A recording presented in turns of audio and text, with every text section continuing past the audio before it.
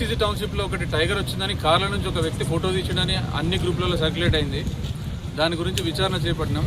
అది యాక్చువల్గా నైట్ అంతా ఇక్కడ ఉండి వెతికినాం కానీ ఎటువంటి ఆనవాళ్ళు కనిపించలేదు.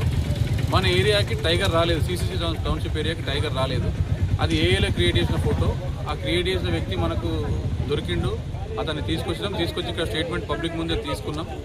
అతని మీద కంప్లైంట్ చేయడం జరిగింది. చట్టపరంగా అతని మీద తీసుకునే యాక్షన్ తీసుకుంటాం. ఇటువంటి పుకార్లు ఎవరు కూడా స్ప్రెడ్ చేయొద్దు. జెన్యున్గా మీకు ఏదైనా జరిగింది మేము చూస్తాం అనుకుంటే ఫారెస్ట్ డిపార్ట్మెంట్ వారికి కానీ, పోలీస్ డిపార్ట్మెంట్ వారికి కానీ, మీ లోకల్ ప్రజాప్రతినిధులకు కానీ, మీడియా వారికి కానీ సమాచారం అనేది మాకు చేరుతుంది.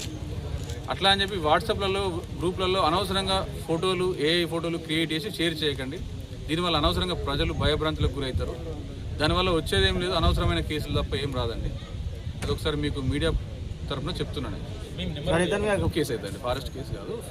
నా number 9440313191, FRO Mancherial number, deputy range officer Mancherial number 9441533220.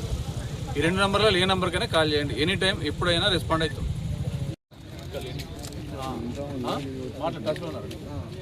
సరే వస్తున్నాం అంటే వస్తున్నామని చెప్పండి.